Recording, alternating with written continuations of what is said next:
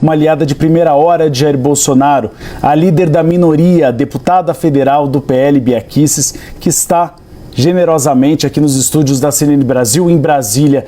Boa tarde, deputada. A primeira pergunta que eu gostaria de fazer, a senhora conhece muito bem Jair Bolsonaro. Ontem, a nossa âncora Débora Bergamasco trouxe uma informação que o inquérito coloca a informação de que Jair Bolsonaro teria pleno conhecimento de um plano para assassinar Lula. Pelo que a senhora conhece Jair Bolsonaro, ele daria aval para um plano de assassinato? Bom, primeiramente eu quero cumprimentá-los, Uribe, Tainá, um prazer estar aqui com vocês. E respondendo a sua pergunta diretamente, delírios de uma democracia que já foi totalmente rompida, não é? Imagina uma coisa dessas. Quem conhece o presidente Bolsonaro sabe que isso é absurdo, impossível e digo mais, né? Estão se esquecendo que ele, na verdade, foi vítima de uma tentativa de assassinato que quase, por muito pouco, não ceifou a sua vida. Agora eu queria um pouco mais da sua interpretação, deputada. A senhora é deputada federal pelo PL de Jair Bolsonaro. Esse indiciamento, ele recai também sobre outras figuras, inclusive trazendo para o bojo aí das investigações outro deputado federal, é o caso do Alexandre Ramagem, o presidente do partido, Valdemar Costa Neto. Como é que fica a imagem do PL diante desses indiciamentos e mais, como é que vocês estão recebendo as informações? O relatório ainda não foi publicizado, mas a gente tem alguns relatos do que virá e a gente está acompanhando 1 ano e meio informações que são trazidas em operações recorrentes da Polícia Federal no que diz respeito a essa trama golpista. Como é que o PL lida com essas informações que estão sendo divulgadas e com a expectativa da publicidade do relatório final, já sabendo que recai sobre figuras de peso do partido? Nós estamos há mais do que 1 ano e meio, Tainá, nós estamos há mais de 5 anos, quase 6, se não me engano, em fevereiro ou março, completará 6 anos do inquérito do fim do mundo. Um inquérito que foi aberto sem a participação do Ministério Público, por um tribunal que não tinha competência para tratar desse inquérito, não é? Então, são quase 6 anos que a gente tem assistido à ruína da nossa democracia, aos pouquinhos, né? Porque você não tira nem a liberdade, nem você acaba com o Estado de Direito de uma vez. Isso vem em doses homeopáticas, só que vem se acelerando de uma forma muito grave ultimamente. Aliás, eu disse para muitas pessoas que após a vitória do presidente Trump, haveria uma urgência, uma pressa, de se acelerar toda a maldade, o máximo que pudesse, porque eles sabem que tem pouco tempo até o dia 20 de janeiro para continuar fazendo as maldades que eles têm aí em mente. Eu quero dizer que essa história é toda muito fantasiosa. Eu, por ser da área do direito, eu vou colocar assim de uma forma bem simples para qualquer pessoa entender.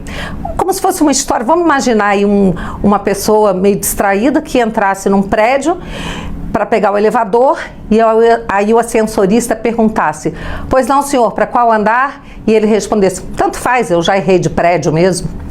Então, por ser jurista, eu aprendi desde o primeiro dia de sala de aula que você precisa das formalidades do processo para que aquele processo possa ter validade. Então, estão aí os garantistas que resolveram desaparecer, os advogados garantistas, a prerrogativas, os ministros, os juízes que sempre se disseram garantistas, estão mudos ou até passando por cima das garantias, esquecendo que essas investigações, elas começaram de forma errada, estão sendo conduzidas, lideradas por um juiz que é vítima, ele é juiz, ele é promotor, ele é tudo, investigador, e ele jamais poderia estar à frente, até porque toda investigação começa pela polícia e não pelo juiz. Vamos pensar também que foi instituído no Brasil até por pressão, inclusive internacional, o juízo de garantias. Sabe para quê? Para separar a figura do juiz que vai julgar um caso do juiz que acompanha uma investigação, que defere provas cautelares. O juízo de garantia ele é feito exatamente para que não se contamine depois o processo. Aqui, tudo já começa contaminado. E então eu falei ontem numa entrevista que eu já não tenho confiança alguma nas decisões que saem do Supremo Tribunal Federal, que são referentes a qualquer um desses inquéritos ilegais, abusivos. Esse então, desse suposto golpe, não é? Ele chega a ser fantasioso, ridículo. Você imaginar militares altamente capacitados que teriam acesso a armas armas de grande volume, armas muito assim letais e que não tinham acesso a um carro.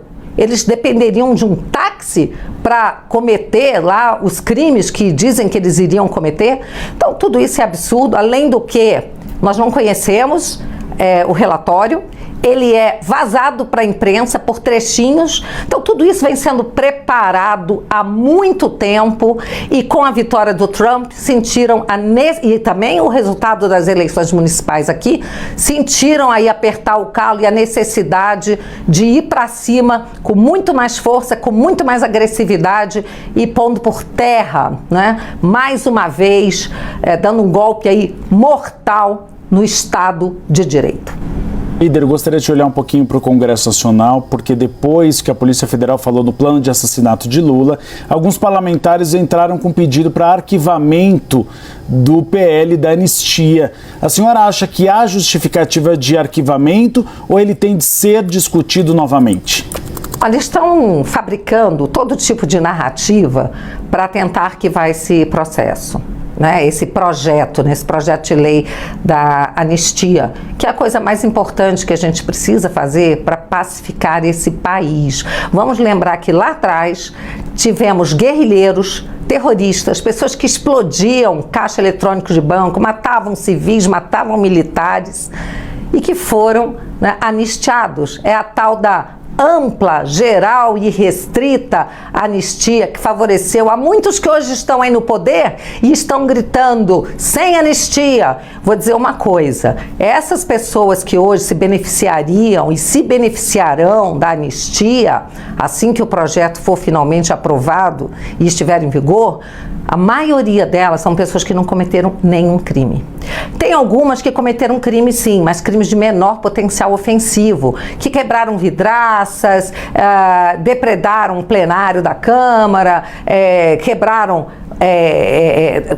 também vários objetos no Palácio do Planalto, no Supremo. Essas pessoas precisam pagar pelos seus crimes, sim, mas é crime de depredação de patrimônio público, crime que seria punido talvez com alguma medida de assistência social ou no máximo 3 ou 4 anos de prisão, então não começariam sequer no regime fechado, então, e seriam julgadas na primeira instância, jamais no Supremo Tribunal Federal.